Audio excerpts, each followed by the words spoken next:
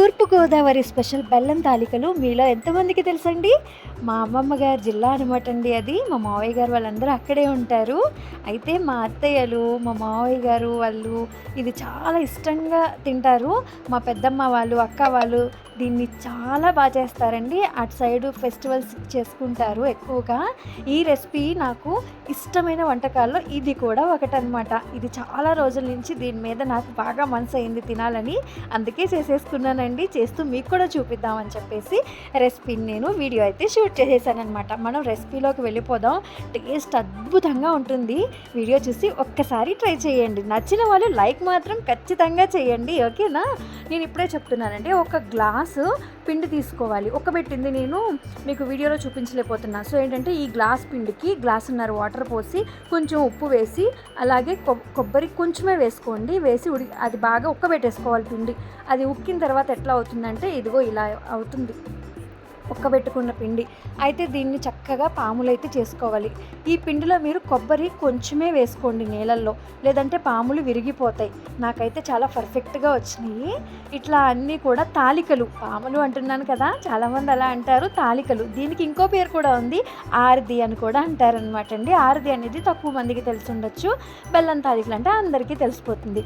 ఇలా పిండి మొత్తాన్ని చక్కగా తాలికలు చేసేసుకొని మనకి ఒక ప్లేట్లో పెట్టుకోండి. నెక్స్ట్ ఏంటంటే కావాల్సిన బెల్లం క్వాంటిటీ ఎంత అనేది నేను చెప్పలేను, కానీ నా తీపికి తగ్గట్టుగా, నా టేస్ట్కి తగ్గట్టు నేను వేసుకొని వాటర్ పోసుకున్నాను దాంట్లో సరిపడగా అంటే మీరు ఎట్లా పాకం అది కరగాలండి. బెల్లం కరిగితే సరిపోతుంది. ఇలా స్టవ్ మీద పెట్టుకొని ఆ బెల్లం కరిగిన తర్వాత అందులో మనం కొబ్బరి వేసుకోవాలి. చూసారు కదా, బెల్లం చక్కగా కరిగిపోయింది.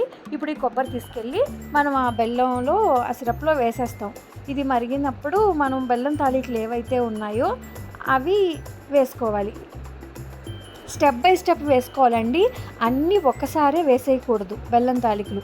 ఇప్పుడు మనకి ఈ చక్కగా కొబ్బరి బెల్లం మెల్ట్ అయిపోయింది. కన్సిస్టెన్సీ చూసారు కదా ఎలా ఉందో, నేను గరిటెతో పైకి తీసి చూపించా. ఇప్పుడు ఈ తాలికలు ఏవైతే ఉన్నాయో అవి కొంచెం కొంచెంగా వేసుకోవాలి. అన్నీ ఒక్కసారే వేయకూడదు. కొన్ని వేసి మూత పెట్టండి. కొన్ని వేసి మూత పెట్టినప్పుడు ఏమవుతుందంటే కొంచెం కుక్ అవుతాయి. తర్వాత మళ్ళీ మనం కొద్దిగా వేసుకుందాం. చూస్తున్నారు కదా, కానీ రెసిపీ అయితే నెంబర్ 1 అండి బాబు. అసలు టేస్ట్ విషయంలో ఎంత బాగుంటుందో, నాకైతే చాలా ఇష్టం. మా వారికి తీపంటే అంతగా ఇష్టం ఉండదు, కానీ ఈ రెసిపీ మాత్రం ఆయనకి చాలా ఇష్టం. చేసిన తర్వాత చాలా బాగుందన్నారు. నేను కొంచెమే చేశాను అనమాట, ఒక పావు గ్లాస్ పిండికే. ఎంత బాగుందో చూసారా.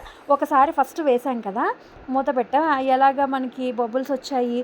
ఇప్పుడు నెక్స్ట్ ఇంకొంచెం వేసుకుందాము. ఇంకొంచెం వేసి అవి కూడా మూత పెట్టి ఉడకనివ్వండి. మీరు స్టార్టింగ్లో నేను పిండి ఉక్కపెట్టే వీడియో అయితే నేను అది తీయలేదండి.